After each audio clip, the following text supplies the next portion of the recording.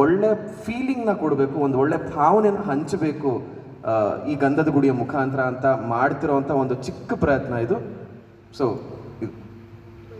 ಆಮೇಲೆ ಇನ್ನೊಂದು ಮೈನ್ ಬಿಟ್ಬಿಟ್ಟೆ ನಾನು, ಇದರ ಸ್ಕ್ರೀನ್ ಪ್ಲೇ ಬಂದುಬಿಟ್ಟು ಮಿಸ್ಟರ್ ತಮಿಳ್ದಾಸನ್ ಅಂತೇಳಿ ಮಾಡ್ತಾಯಿದ್ದಾರೆ.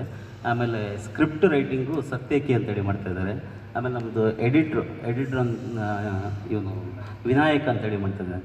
ಇವ್ರು ಮೂರು ನಮ್ಮದು ಟೆಕ್ನಿಷಿಯನ್. ಯಾವುದೋ ಭಾಷೆದು ರೀಮೇಕ್ ಮಾಡ್ತಾ ಇದ್ದಾರೆ.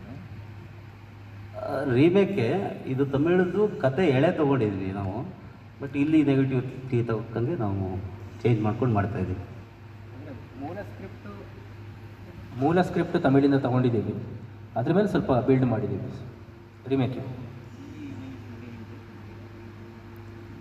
ನಾನು ಈ ಹಿಂದೆನೂ ತುಂಬ ಮೆಗಾ ಸೀರಿಯಲ್ ಆ್ಯಕ್ಟ್ ಮಾಡಿದ್ದೀನಿ. ಆ ಪ್ರೊಡಕ್ಷನ್ಗಳಿಗೂ ಈ ಪ್ರೊಡಕ್ಷನ್ಗೂ ಬಹಳ ವ್ಯತ್ಯಾಸ ಇದೆ. ನನಗೆ ಆಶ್ಚರ್ಯ ಆಗುತ್ತೆ, ಸೀರಿಯಲ್ನ ಈ ರೀತಿ ಮಾಡ್ತಾ ಹೋದರೆ ಹೇಗೆ ಅಂತಂದ್ಬಿಟ್ಟು. ಒಂದೊಂದು ಸೀನ್ನ ಫಸ್ಟ್ ಟೈಮ್ ನನ್ನ ಎಕ್ಸ್ಪೀರಿಯೆನ್ಸು. ಸಿನಿಮಾದಲ್ಲೂ ಮಿನಿಮಮ್ 2 ಸೀನು 3 ಸೀನ್ ಮಾಡ್ತಾಯಿರ್ತೀವಿ.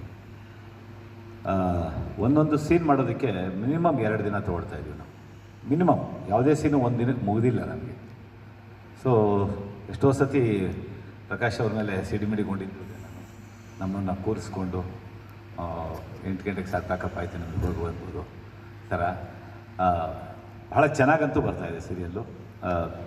ನನಗೆ ಸೀರಿಯಲ್ ಧಾರಾವಾಹಿ ಕ್ಷೇತ್ರದಲ್ಲಿ ಹೊಸ ಅನುಭವ ಇದು.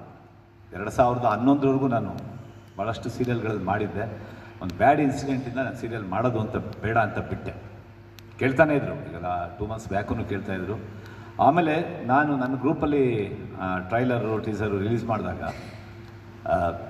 ಎಷ್ಟು ಜನ ಫೋನ್ ಮಾಡಿದ್ರೆ ಯಾವುದು ಹೊಸ ಸಿನಿಮಾ ಅಂತ. ಅಲ್ಲಿ ಟೈಟ್ಲ್ ಕಾರ್ಡಲ್ಲಿ ಬರುತ್ತೆ ಸೀರಿಯಲ್ ಅಂತ, ಆದರೂ ಸುಮ್ಮನೆ ಅದು ಯಾವುದೂ ನೋಡಲ್ಲ ಅವರು. ಯಾವ್ದು ಸಿನಿಮಾ ಸುಬಣ್ಣ, ಯಾವಾಗ ರಿಲೀಸು, ತುಂಬ ಚೆನ್ನಾಗಿ ಬಂದಿದೆ ಅಂದರೆ ನಮ್ಮ ಕಾಂತರಾಜು ಆ ರೀತಿ ಕ್ವಾಲಿಟಿ. ಅದಕ್ಕೆ ಅವ್ರಿಗೆ ಸಪೋರ್ಟಿವ್ ಆಗಿ ಪ್ರೊಡ್ಯೂಸರ್ಸು ಮತ್ತು ಡೈರೆಕ್ಟ್ರು ತುಂಬ ಚೆನ್ನಾಗಿ ಕೆಲಸ ಮಾಡ್ತಾಯಿದ್ದೀವಿ. ಟೋಟಲ್ ಆರ್ಟಿಸ್ಟ್ಗಳು ಚೆನ್ನಾಗಿ ಬರ್ತಾಯಿದೆ. ಇನ್ನು ನಿಮ್ಮ ಸಹಕಾರ ಬೇಕು ನಮಗೆ. ನಮಸ್ಕಾರ.